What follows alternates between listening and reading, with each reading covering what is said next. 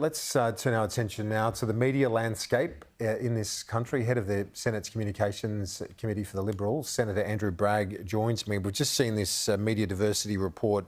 It's just dropped. Senator Hanson-Young holding a news conference. We'll have some of that for our viewers in a moment. But first up, Senator Bragg, the finding that there be a judicial inquiry with Royal Commission powers. What do you make of that? What's your reaction to it? It seems quite a strong response to their concerns. I just think it's insane, Kieran. I mean, the whole idea that you would have a Royal Commission into the private media in Australia where there's no case for doing so, I think is just Argentinian-style policy. And this is coming from the same people who wouldn't have an inquiry into the ABC's complaints handling function, which is a public broadcaster. So there's no case for a structural review like a Royal Commission that I can see in the 300-page report. Well, in your dissenting report, you've said already. Let's go through some of the key points in the report and your response. Number one, media diversity. You point to the comment by Rod Sims, the competition watchdog, who says that there is more media diversity now than ever before. There's never been more media diversity. People can access a range of titles and publications on a range of devices. I mean, there is so much media diversity because of the big tech disruption. And so there is no issue with a lack of opinion or lack of news or lack of coverage in this country. Is this about one company, this whole thing? I just think it's a stunt. It's a stunt that is looking in the rearview mirror where we need to be focused on the real policy issues, which is that big tech has too much power. Now, the government has made some good steps here. There's more we're going to do. But looking at newspapers is really looking at the rearview mirror. And so I want to ask you about the big tech question in a moment. Yeah. This is, they're saying about the media landscape, you know, not the public broadcasters. This is commercial broadcasters. Do you and newspapers? Do you see this as targeting one specific company? This is a stunt designed to target, I'd say, private media, but with a particular focus on News Corp, and that is exactly what Mr. Rudd has wanted. Because he's got some bizarre and frankly quite odd views about this. This is from a company which I, from memory, supported his election as Prime Minister. So it's a personal obsession of Mr. Rudd's. It shouldn't be indulged by the Parliament. The inquiry's findings and evidence base is weak and threadbare.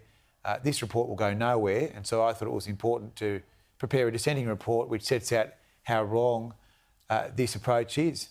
And already traditional media has thousands of pages of regulation that it has to deal with. Big tech does not have the same.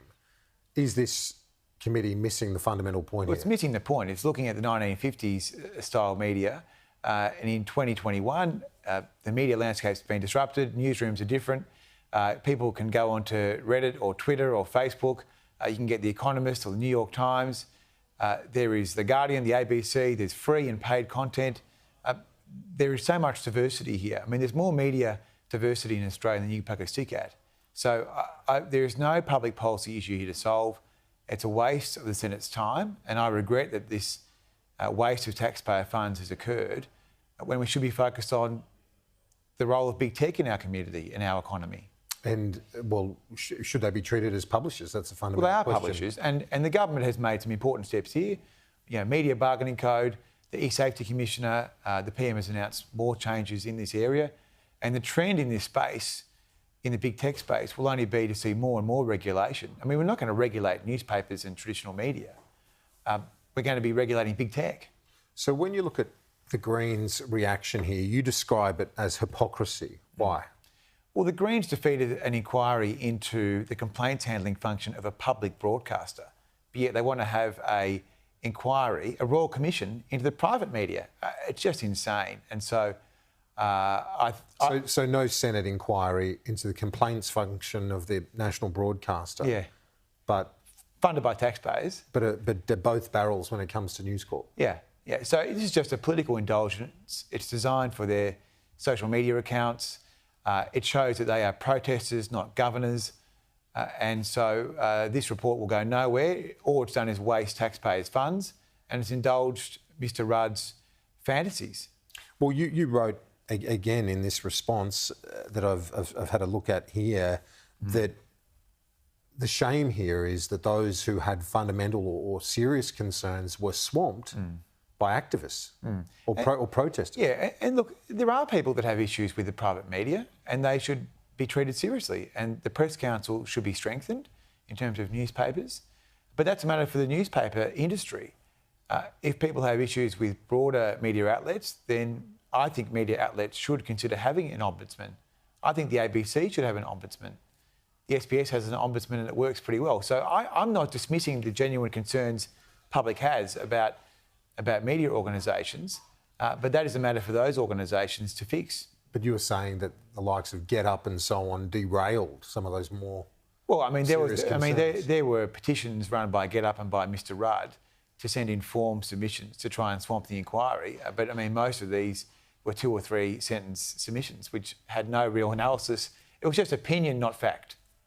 And just finally, to finish where we began on that notion of a judicial inquiry with Royal Commission powers into the Fourth Estate, you see it as a fundamental attack on a democratic institution, essentially. Well, it's very, very important that the government of Australia keeps out of the day-to-day regulation of the press. I mean, especially when all the facts and stats show that the press is diverse, and so there being no case for any intervention, there's no need to do anything.